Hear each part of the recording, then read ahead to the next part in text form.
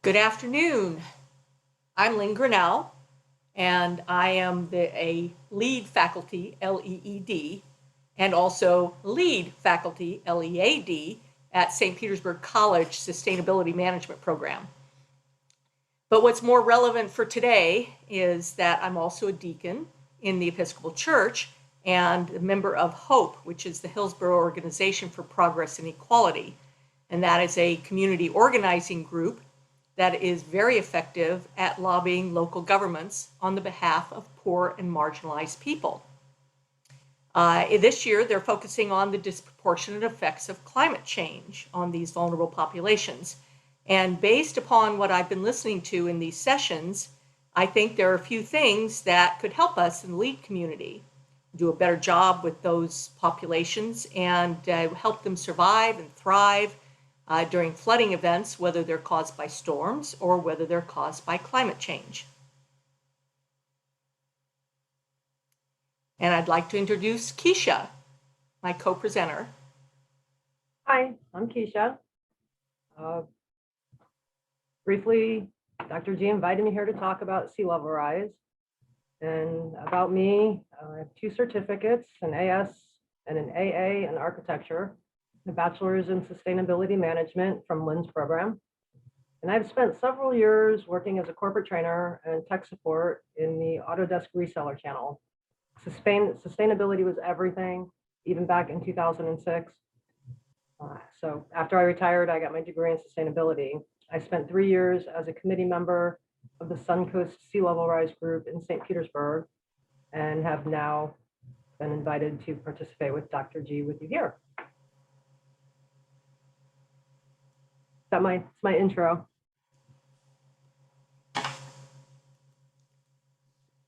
Okay, the course description is the purpose, You're good. sorry. The purpose of this presentation is to give you some practical approaches to help increase the resilience of poor and marginalized communities. And our learning objectives are here. So you're going to be able to identify the disproportionate effect of sea level rise, solutions that could help them increase their resilience, some specifics about blue-green resilience, some of the lead credits that we do have that you might want to use to address resilience and social equity, and talking about a couple of rating systems that you might not be as familiar with, like CITES and RELi. But first, I want to share a story with you that was told to one of our listening sessions by a woman who did a TED Talk, whose name is Colette Pichon Battle. And she did a TED Talk on her experience with surviving Hurricane Katrina. And this is a little blurb from her TED Talk that I think is really important. She says, "It was about 2 years after Katrina when I first saw the Louisiana flood maps. I had volunteered to interact with the graphics on the wall, and in an instant, my life changed for the second time in 2 years. The graphic showed massive land loss in South Louisiana and an encroaching sea, but more specifically, the graphic showed the disappearance of my community and many other communities before the end of the century. Friends, neighbors, family, my community. I just assumed it would always be there. I was wrong. By the end of the century, it's predicted that more than 180 million people will be displaced due to climate change. And South Louisiana, and those who can afford to do so, are already moving. This will cause rounds of climate gentrification. We also see climate gentrification happen when damaged homes are now green built, but now have a higher value, generally outside the reach of Black and brown and poor people who want to return home. The price difference in rents or the ownership of a house is the difference between being able to practice your right, your human right, to return home as a community, or be forced to resettle somewhere else, less climate resilient, less expensive, and alone.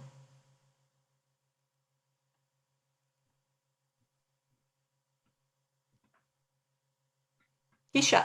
This is me. Yes. Okay. As I found myself reviewing the latest information available on sea level rise research, it became apparent right away how things have changed. 15 years ago, what we formerly had to qualify as unknown or suspect has now evolved into fact with studies and tests and actual results. Organizations and scientists have been able to partner with NASA and NOAA using real-world data from recent impacts of climate change to provide invaluable information and create more accurate predictions. Unfortunately, these advancements do not completely exclude the uncertainty. They cannot predict the what, when, and how much with total precision. While we can't foresee the future, we can analyze the past and make more accurate assumptions about what to expect. So why is the Earth's atmosphere warming? Carbon dioxide buildup in the atmosphere. When the atmosphere warms, water expands and glacial ice melts. Greenhouse gases such as methane and carbon dioxide absorb and radiate heat. Carbon dioxide, being the most abundant of greenhouse gases, absorbs less heat than methane. However, methane is much more efficient at it. Burning of fossil fuels has released carbon into the atmosphere at a much faster pace than in the past. In the last 150 years, since the beginning of the Industrial Revolution in the United States, we have released carbon into the atmosphere at an alarming rate. We're sending carbon dioxide back into the atmosphere faster than it came out. Do I have that right? Yes. Millions of years versus hundreds of years. You can see in this chart, actually, I can't see it, but hopefully you can, on the right-hand side, how the carbon spikes up. If maybe Dr. Grinnell can maybe hover over it, I don't know. As long as you can see it, that's where we're at now. That needs to change. We need to do something about that. So some of this winds up absorbed into the ocean, which leads to ocean acidification. I think I said it shows us at 409.8 parts per billion, and it hasn't been that high in roughly 3 to 5 million years. It is anticipated that we will reach 450 million parts per million by the year 2040. You can see how this graph shows those highs and lows over the last 800,000 years. So a higher carbon dioxide means warmer planet, which means melting glaciers and expanding water vapor, which means higher sea level rise. As our temperatures on Earth's surface increase and water expands, seas are increasing in volume. Glacier melt is the result of warming surface temperatures and warming seas. Similar to when you have a fever, Mother Nature takes great care with temperatures. Surface temperatures of the Earth have risen in the last 100 years up 0.9 degrees, resulting in a sea level rise of 6 to 8 inches. So it's very delicate. During my research, I heard the same numbers or slight variations of those numbers over and over. General accepted predictions are 3 to 6 feet of new sea level rise by 2100. Even with our increased attention to the data, however, there are still many gaps in our knowledge, and there will always be the unforeseen. Antarctica's Thwaites Glacier is a prime example of this. Unexpected changes, which may add to the instability of Thwaites Glacier the glacier's predicted collapse, could increase these risks. It's an extreme example. A partial collapse of just this ice shelf could cause sea levels to rise roughly half a meter, and the melting or complete collapse of Thwaites Glacier could raise sea levels to 5 feet worldwide, up 5 feet worldwide. Historically, people have chosen to live near large bodies of water, such as oceans, rivers, and lakes for many reasons, both practical, such as agricultural, transportation, and defensive purposes, and sometimes purely aesthetic reasons. Over time, and with technological advancements, communities have grown in size and population. This has led to some particularly vulnerable areas, such as the megacoast of the US from DC to Boston. This area is one of the most densely populated in the United States. As of the 2019 census, the population of the Northeast region is roughly 56 million. That makes it 2.5 times more densely populated than the second most dense region in the United States. People, infrastructure, and wildlife in areas such as these are particularly at risk to sea level rise. But these areas are not alone in the United States. The southeastern United States stands to be greatly impacted by rising sea levels, with communities on rivers, coastal areas, and islands at risk. Along with the US, places like India, Nigeria, Egypt, Asian megadeltas are also at risk. We have poorer, small island developing states, such as Samoa, Jamaica, and Micronesia, that have few resources to sustain them in the coming decades. So as we saw with Katrina, marginalized communities do not have the resources they need to protect them from hazards and to flee them when necessary. Roughly 98% of the population was Black, and after 18 to 21 feet of storm surge wiped out decades of community and family homes, many homeowners were forced, in the end, to just walk away. Federal subsidy payments were tied to home value and not the cost of rebuilding. Although rebuilding has been occurring, it has been slow and largely focused on wealthier communities and business districts. Importantly, we can now see that there is a direct link between income level, education level, and community involvement levels as to how well a community can mitigate, adapt, and recover from any disaster. This disparity is apparent in much of the Ninth Ward, and to this day, much of it is still not habitable after 15 years, with only roughly 1/3 of residents returning. At this point, these migrations have become largely permanent, as lower income districts could have been looked upon as expendable or of low priority. Either through lack of planning or improper resource allocation, these communities have become largely abandoned. Ultimately, we can now see that there is a direct link between income level, education level, and community involvement levels of individual communities with how well a community can mitigate and adapt. So here are some visual representations of what things may look like with the indicated sea level rise in the Gulf Coast. Pause for a second there, Keisha.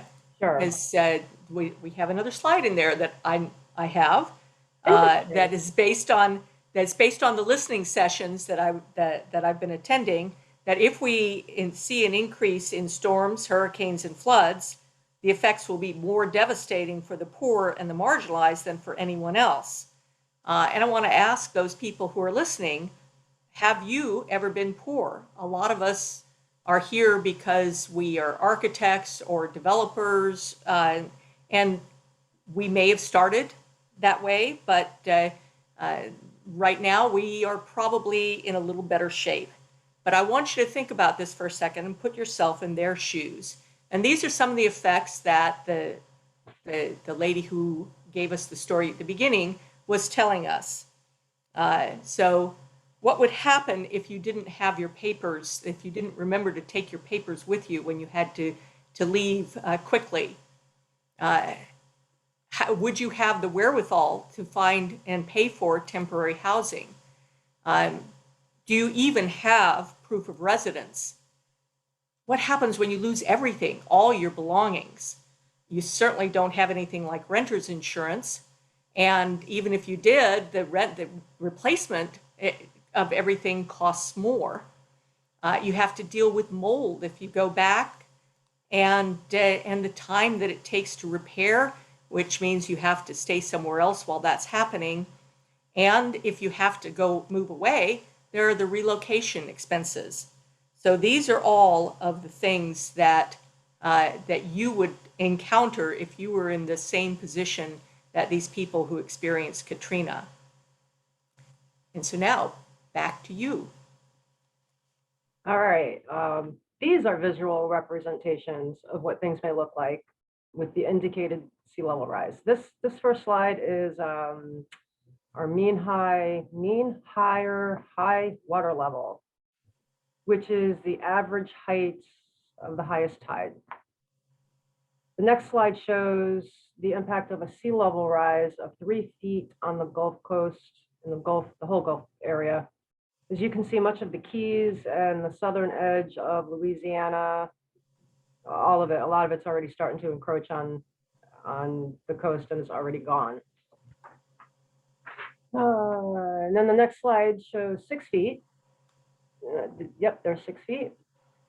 And it doesn't seem like there's much change, but these small changes represent billions of dollars in real estate, billions of dollars in infrastructure loss, and more importantly, an incalculable impact to the residents of these areas, irrespective of socioeconomic condition. Although this is everyone's problem, the economic impact will not be evenly experienced. As a community, we need to find the intersection of resilience and social equity. We are all stakeholders in our future. Our civic responsibility compels us to aid in the awareness and put into action measures which invest in that future while keeping the community involved and engaged to the benefit of all, regardless of means. This is a storm surge map of Tampa Bay. And it's just I'm just trying to show how each area has its own unique risks that must be assessed. An example of this is Tampa Bay. The right approach of a big storm would push water up into the bay, impacting everything you see there in the red, orange, yellow, green, all of that. Depending upon the storm size, it splits the county into 2 distinct islands.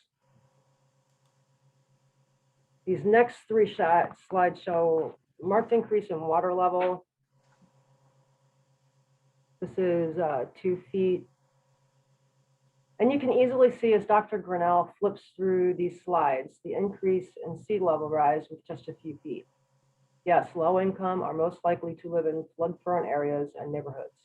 They are more affected by interrupted economies, lack of public services such as public transportation, the disparity in economic and social advantages, their lower ability to measure for mitigation, prepare, respond, and recover, leave them more vulnerable to disease, displacement, despair. It'll be critical to encourage community and stakeholder involvement across the board. Sea level rise of this magnitude will likely result in migration like we have never experienced. It will be critical to foster community and stakeholder involvement. This shouldn't result in panic, but rather a sense of urgency. This is a global problem. Local, federal, and global governments on all levels must be involved. So how do we help vulnerable communities? Helping to mitigate losses requires a review of assets, rural, urban, residential, and commercial. Assessing vulnerability is typically done by local government agencies.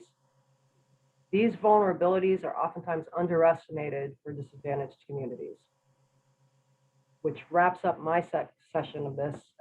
Hopefully we've left you wondering, wanting to know more, and Dr. Grinnell will have some of those answers right now. Okay, thank you.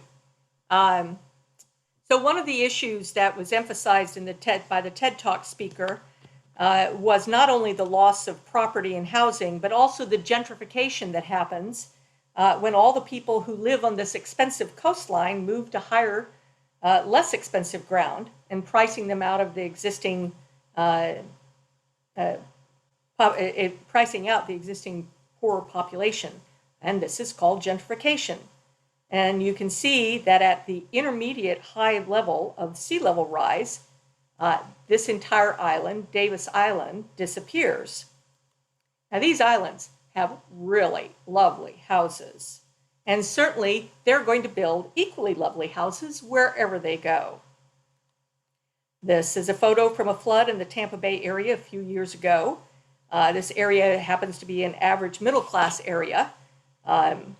I also live in an area that periodically floods, not quite this much, but this was an extraordinary event. And my neighbor moved after getting tired of dealing with his property flooding every summer. When people decide to move away from the coast or low-lying areas, they look for high land, which often costs a lot less than beachfront. This is a photo of the area that used to be known as Suitcase City because of its highly transient nature. There are lots of duplexes and quadplexes for very low-income people. If neighborhoods when neighborhoods are designated as blighted, then they're targeted for infill, and infill is something that LEED encourages. But then the rents of these nicer, newer buildings that replace those that have been demolished will be higher, and the overall rents in the area will go up and price these people out of the neighborhood. This is a photo right down the street from that previous one that I showed. It is a gated townhouse development about 2 blocks away. Note the BMW in the parking lot. This brings us to one of the dangers of some of the activities that we encourage and lead. The first is the integrative process, which is a great thing. And is encouraged in some of the LEED rating systems, but it requires the owner and all of the folks involved in the construction to develop an integrative process to work together, which is awesome, but it doesn't always require the stakeholders from the surrounding neighborhood. Another of the credits that is highly encouraged is selecting a location that won't add to the sprawl or new destruction of the land or habitat by selecting a location that's in a federal empowerment zone or some other infill. And so not only does this help you control, and these are good things, not only does it help you control the environmental footprint of the development, but it can also raise the overall quality of life of the neighborhood. And these are desirable things. The problem comes from what we've been discussing. Where do the displaced people go?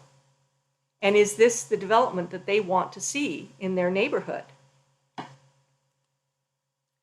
So, if vulnerable populations can suffer more from storms and sea level rise than affluent folks, what can we do to help them? How can we respect their current stake in the neighborhoods? And can the resilience of their homes and neighborhoods be improved? Well, we are here to recommend 3 solutions. The first is stakeholder involvement. And we're going to talk about 3 case studies that are doing yeoman's work in involving stakeholders in any of the decisions that are being made. This is a photo from a community park that was developed by the University Area Community Development Center, which is our first case study. It's almost right across the street, within a half a mile of USF, in this highly transient area. So let me see, where are we here? This is in the heart of the area, this community center that was called Suitcase City. But I would be remiss if I didn't say that the county has worked really hard in the last 20 years to reverse the slide of the community. It does now have a lot of decent low-income housing, and they are still fighting drug-related and other violent crime and other problems with quality of life, but it has improved dramatically. And one of the things was this University Area Community Development Center. And they came in and they started out with this large modern community center that has basketball courts, computer lab, fitness center, and educational programs with job training and ESOL and things like that. But they wanted to do more. So they did a community survey. What does the community want? And they created a community park with a playground, bike racks, a community garden that grows fruits and vegetables, and a pond stocked with fish so that they can actually get a whole meal. But that wasn't enough. They realized that these people were used to fast food and processed food like Hamburger Helper, very reasonably cost, and really didn't know how to use some of the vegetables that they were getting. So the UACDC started a cooking class and a recipe bulletin board. And they had some land across the street from the park, so they asked the stakeholders, and then they partnered with Habitat for Humanity to build 10 houses, helping 10 families meet the dream of home ownership with affordable, high-quality, single-family homes. Well, how did they do this? I talked with the COO of the UACDC, and she admitted it's hard. Food works to bring people together, and raffle tickets, the chance to win stuff, is a good draw. And they were persistent, making sure that they reached out continuously through multiple channels of communication, like apartment socials, just for mom events, party in the park, and other outreach. And then they go door to door. And finally, they have a member of the community, you can see him in the picture on the right, that is on their board, which gives them an entree when they walk up to people in the neighborhood. The second case study that involves grassroots social action organizations. This is the group that I was participating with, in which DART, and Hope is a member of DART, but DART is the Direct Action and Research Training Center, and they created a program called Care for Creation. And the first thing they do is listening sessions where they learn about the science of climate change and how it affects these, disproportionately affects poor communities. And we've almost concluded these sessions. The next steps will be to discuss what policies that cities and counties can do that will help these communities. The third case study is the Clio Institute, which is a nonprofit, nonpartisan organization dedicated to climate crisis education and advocacy. One of their areas of focus is climate justice, specifically educating the public on the disproportionate effects of climate change on the groups that we're talking about today.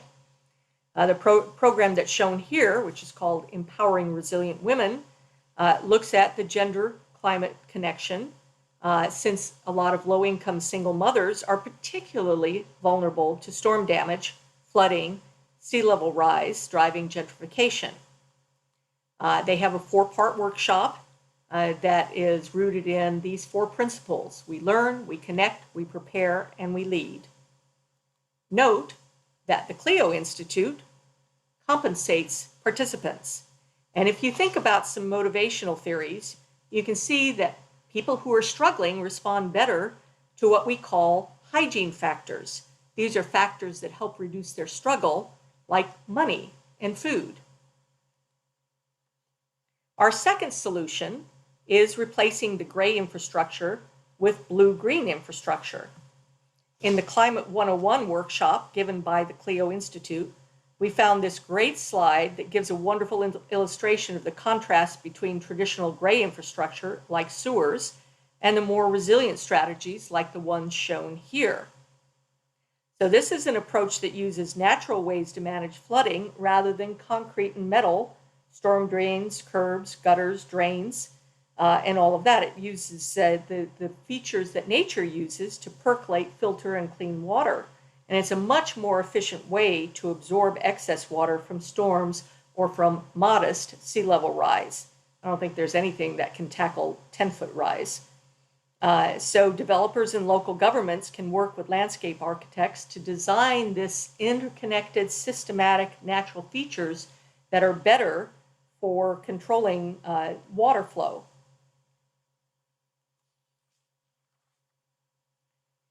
You can see some of these blue-green strategies when you drive around. It's like retention ponds with natural foliage and tree-lined streets. And where do you see them? in affluent communities, by and large. These are some of the photos of an affluent community that is using some of them. And how often have you seen these kinds of features in the poorer communities? So we suggest that neighborhoods, communities, and cities should look at some of the LEED strategies and plan to integrate them in any of your infrastructure plans. So the third set of solutions for you to look at is what we offer in various LEED and related rating systems. Resilience is something that LEED has started that fairly recently in the last 4 or 5 years. As you know, you have lots of choices in the credits that you choose to include in your LEED project. So here are some that you should consider.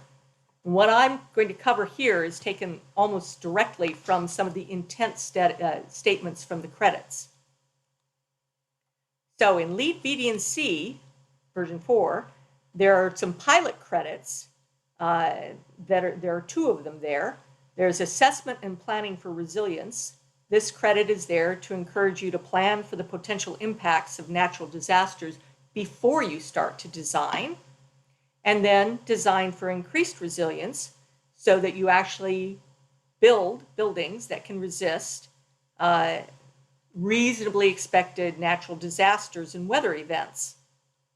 It has specifics for each type of natural disaster, including flooding and sea level rise. Specifically in sea level rise to not build there, not build in coastal zones inundated by sea level rise up to 4 feet, or provide an engineering solution for up to 6 feet. LEED 4.1 for cities and communities is one of our newer ones that is being rolled out, and it's now being used in a lot of cities and communities. And I'm going to talk about one of those. And that is they have a resilience planning credit for communities, because when they address the future stresses and shocks from climate change, they're likely to save money and experience a safer, healthier community now and in the future. LEED has something called a LEED Climate Resilience Screening Tool. It's an Excel worksheet that helps you identify which LEED credits are sensitive to climate change and give you some opportunities to develop adaptation and mitigation measures. And then there are related credits, not specifically mentioning resilience, but they help, like rainwater management, stormwater management, and low impact design, including some of the things that we talked about in the blue-green strategies, the rain gardens, vegetated roofs, permeable paving, and things like that. For social equity, there are some credits that you can look at for social equity in some of these things. In LEED version 4 and 4.1, there is, except for single family, there's a high priority site and equitable development. Social equity within the community is a pilot credit. It asks you to address the social and community needs and disparities from those affected by your project. You need to understand who your community includes and identify any needs that are related to equity for vulnerable populations, and develop and implement strategies for the project to assist those people with their needs. Again, in LEED 4.1 for cities and communities, they have 3 quality of life quality of life credit areas that directly affect social equity. The first one is environmental justice, which addresses distributional justice, which is the unequal spatial allocation of environmental burdens that are across the community that result in negative effects. Think Aaron Brockovich, the movie Aaron Brockovich, with the toxic effects on the community there. Or in terms of resilience, think Ninth Ward in New Orleans. Cities and communities, to get this credit, have got to demonstrate progress in reducing the risks and exposure to these environmental justice conditions. Housing and transportation affordability. The purpose of this is to have an adequate supply of location-efficient and affordable housing options for all residents, including lower income. And this civic and community engagement. For this credit, applicants have to demonstrate a combination of high-tech, digital, and high-touch direct engagement techniques to engage all of their residents. Just as with the resilience checklist, LEAD has a social equity checklist. This is intended to encourage the team to focus on what is possible by raising questions that are not often asked or only asked once it's too late to have a real impact. It can be used by city officials, by the community, by developers, or by project teams. Related credits include the integrative process. Be sure you include the community representatives. And in neighborhood design, LEAD ND, smart location and linkages. Hillsborough County, right down the road from me, is the first county in Florida to achieve the LEED Platinum designation for cities and communities. The city was under the pilot program that led to LEED 4.1. Hillsborough County is using a variety of methods to engage the public in examining the issues related to energy and water usage, transportation needs, and ways to promote the healthy quality of life for residents. From their narrative, the climate resilience and disaster adaptation and mitigation strategies are extensive in Hillsborough County. The county completed their community vulnerability study and is now working on greenhouse gas inventories and the development of reduction strategies and their sustainability action plans. Now, from their narrative on the affordable provision on basic services, Hillsborough County has many programs in place for affordable provision of basic services for our vulnerable population. These include things like community gardens, over 20 of them, family empowerment education programs that assist families in achieving financial independence, and affordable housing. I'm very proud to say our organization, HOPE, got the county to pass the HOPE Affordable Housing Act, which established a local fund of $10 million a year for affordable housing. So far, $15 million has been approved to create new housing that is affordable for people with very low incomes, and this is what can happen with community engagement. Let's talk for just a minute about sites. How many of you folks have even heard of this? There is some overlap. This is from the sites, the early pages in sites. Too often, landscapes, infrastructure, and buildings are designed without regard to their harmful impacts on scarce resources, underlying ecological systems, and quality of life in the community. The Sustainable Sites Initiatives is a program based on the understanding that land is a crucial component of the built environment and can be planned, designed, developed, and maintained to avoid, mitigate, and even reverse these detrimental impacts. It can be used on any project. That's the important thing to note there. There is some overlap, but the fundamental difference between LEED and sites boils down to their area of concern. LEED focused on buildings, and sites deals with regenerative landscapes. So they have a lot of things that are similar to what you see in LEED, but I want to mention two of them. One is that they have integrated in this operations and maintenance, which is the second to the last, and they look at things like stormwater features and BMT's effectiveness over time. They also have something on education to promote sustainability awareness and education, which it can include educational programs. It can also include interpretive elements that draw attention to and explain sustainable features. Sites on equity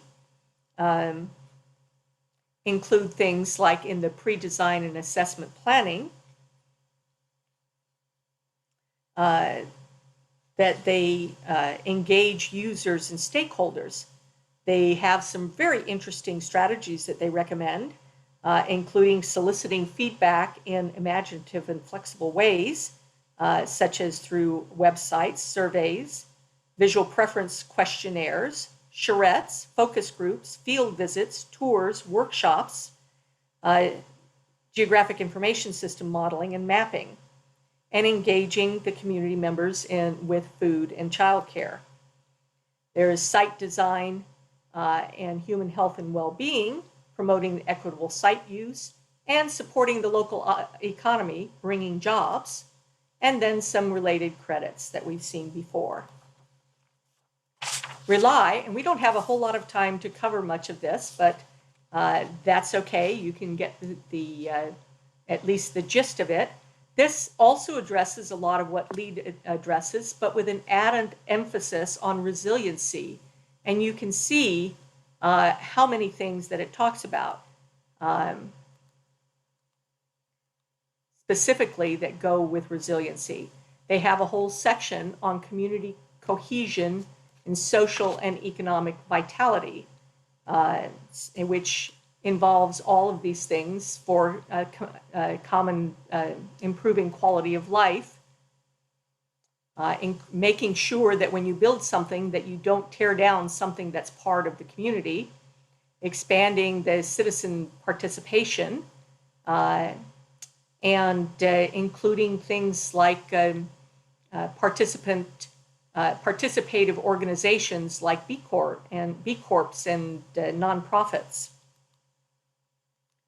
And they have all kinds of things addressing resilience, but also the human providing for social equity and interdisciplinary and intercultural opportunities. This is interesting because they have groups that they organize programs for people to get together to talk about some of these sensitive issues.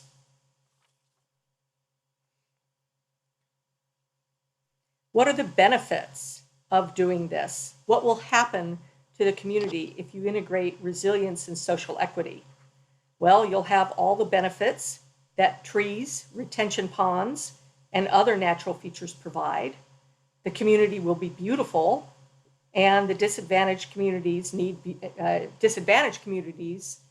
beauty as much or more than affluent communities. And from the community standpoint, connectivity provides stability and happiness, which contributes to a better quality of life, especially for children. And don't discount the value of providing opportunities for home ownership. Homeowners tend to take better care of the neighborhood, and first-time homeowners begin to build wealth, which lifts them into higher income brackets. And finally, building more resilient communities will make the communities more equitable. They deserve the same community advantages that affluent communities demand and get. So what is the intersection of resilience and social equity? Well, it is your concerted effort to engage stakeholders to help in planning blue-green infrastructure and providing the knowledge that every individual and community needs, but especially these populations who suffer more from adverse environmental effects. If there is one message that we want to stress, it is that we probably don't have the insight that we think we have regarding what communities want and need when it comes to designing and constructing resilient buildings and communities. The only way that we can truly build up the community without displacing the current residents is to include them in every step of your project. This is not always easy, but it is the equitable thing to do.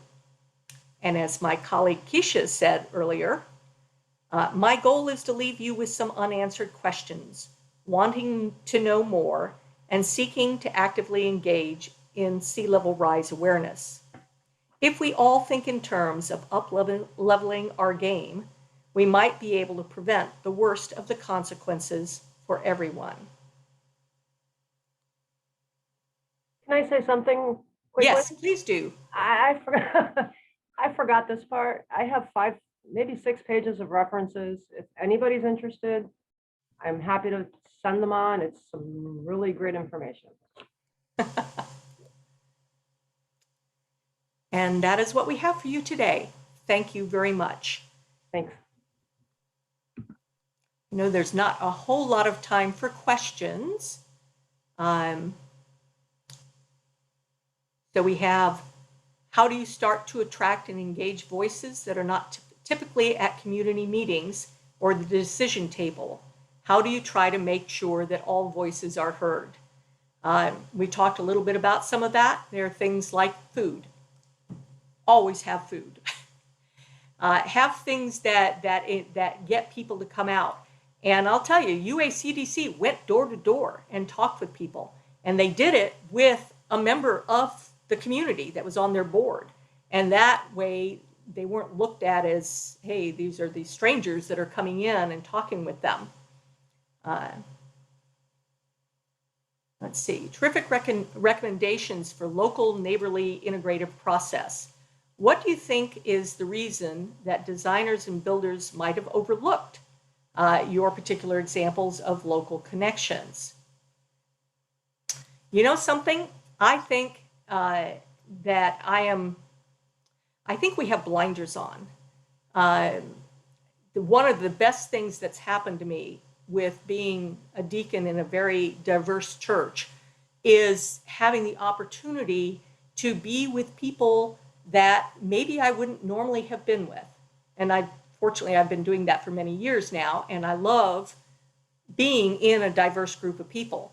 But even I am blind sometimes. I was talking with one of my interns yesterday, and she pointed out something that I was totally, I mean, I know what I've read, I know what I've studied, I know what the research says. This is not her experience. And so we need to listen to the experience of the people that are in the community.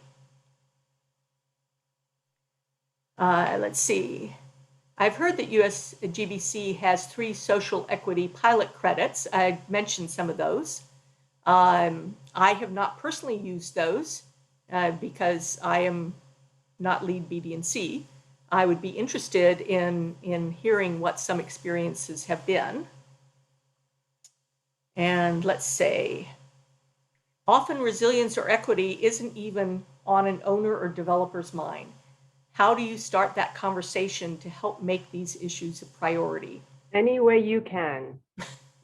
That's the $64,000 question. Yes.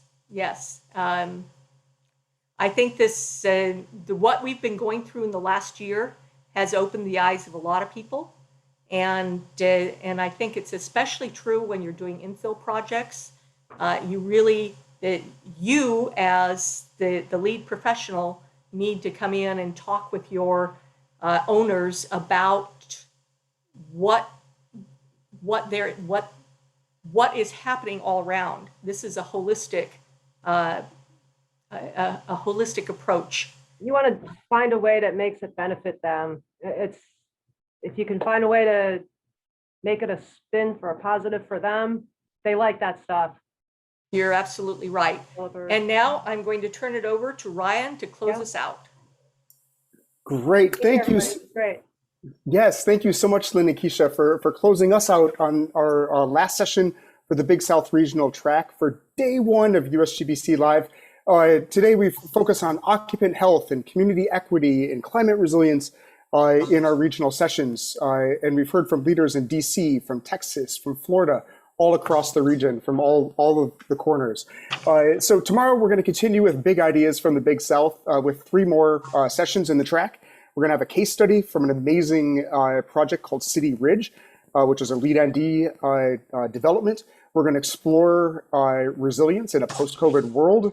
And we're going to take a deeper technical dive with some leaders from Tennessee and Florida on how early collaboration empowers high-performance design and materials selection. So while the Big South Regional channel sessions are done for today, the fun and the inspiration and the learning continues all through the night with our sessions in North Asia channel. So welcome to join us there. And don't forget the not to be missed thought leadership panel with Paul Pullman at 8:30 p.m. tonight, Eastern time. You can also access even more sessions in the Anytime Hub. Well, anytime, as the name says. So go on there. And thank you again as we close out to our Big South Regional Working Group, Lisa Recciu, Amy Pastor, Melissa DiFrancesco, and Elizabeth Hammett. I've seen some of your names in the chats. They all helped craft this amazing track for the Big South region.